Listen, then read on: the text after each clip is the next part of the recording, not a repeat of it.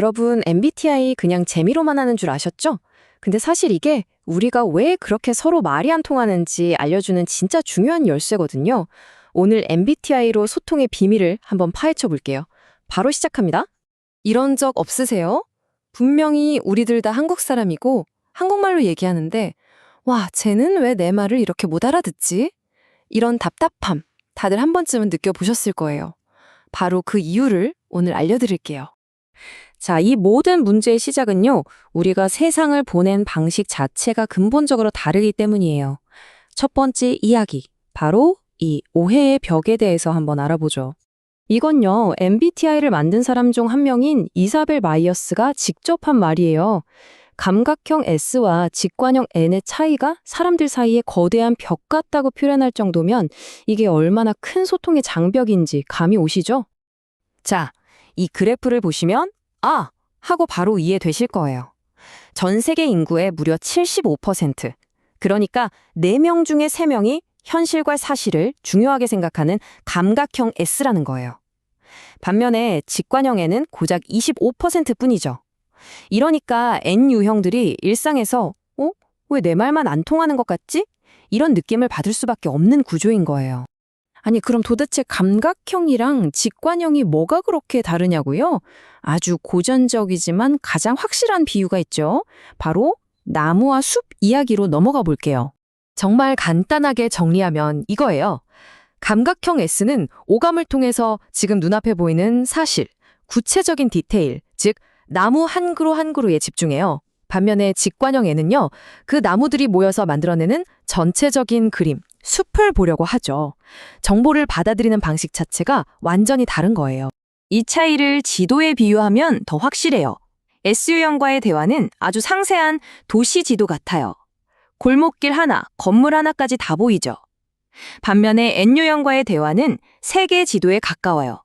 큰 그림은 보이는데 디테일은 생략되어 있죠. 이러니까 S한테 N의 이야기는 뜬구름 잡는 소리 같고 N한테 S의 이야기는 너무 지엽적으로 느껴지는 거예요. 서로 답답한 거죠.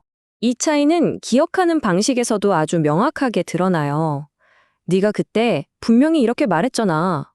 와, 아니 내 말은 그런 뜻이 아니었어. 이 싸움 너무 익숙하지 않으세요? S유형은 대화 내용을 녹음기처럼 토시 하나 안 틀리고 기억하는 경향이 있는 반면 N유형은 전체적인 맥락과 핵심 의미를 기억해요. 그러니 같은 사건을 겪고도 서로 다른 이야기를 하게 되는 겁니다. 자, 세상을 인식하는 방식이 달랐다면 이제 무언가를 결정하는 방식도 다르겠죠?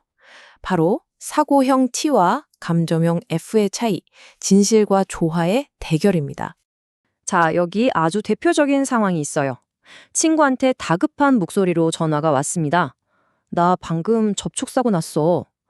이 말을 딱 듣는 순간 여러분의 머릿속에 가장 먼저 떠오르는 대답은 뭔가요? 만약 당신이 T, 사고형이라면 가장 먼저 문제 해결에 초점을 맞출 거예요.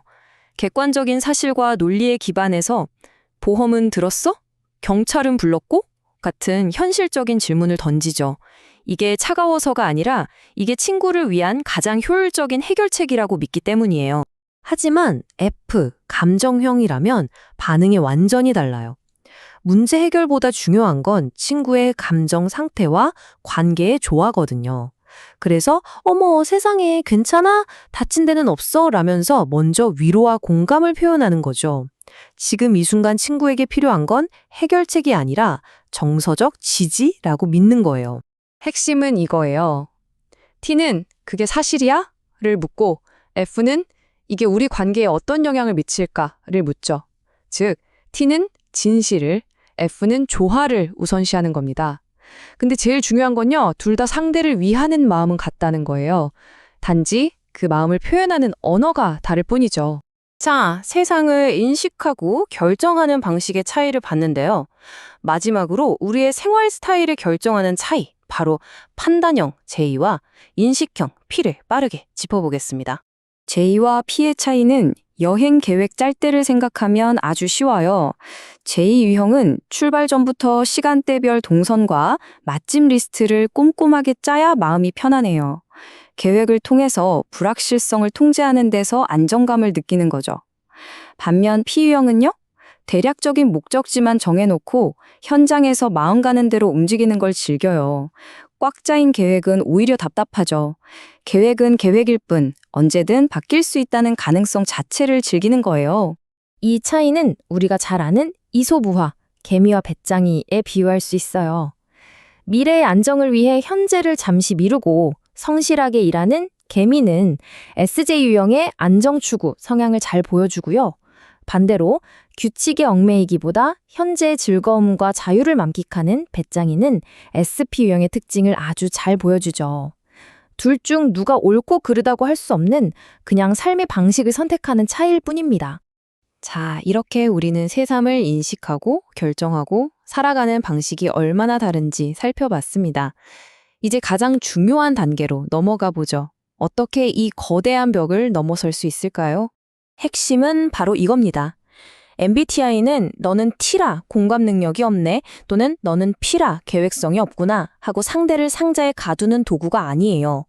진짜 목적은 나와 다른 운영체제, OS를 가진 상대를 이해하고 그 사람의 언어로 소통하는 법을 배우는 겁니다. 바로 그것이 오해의 벽을 허무는 첫걸음이에요. 오늘 설명을 통해 우리가 왜 그토록 서로를 오해했는지 조금은 이해가 되셨나요? 마지막으로 이 질문을 던져봅니다. 당신이 세상을 보는 지도는 도시 지도인가요? 아니면 세계 지도인가요? 그리고 더 중요하게는 내 옆에 있는 소중한 사람이 어떤 지도를 펼쳐놓고 있는지 한 번쯤 들여다볼 여유를 가져보는 건 어떨까요?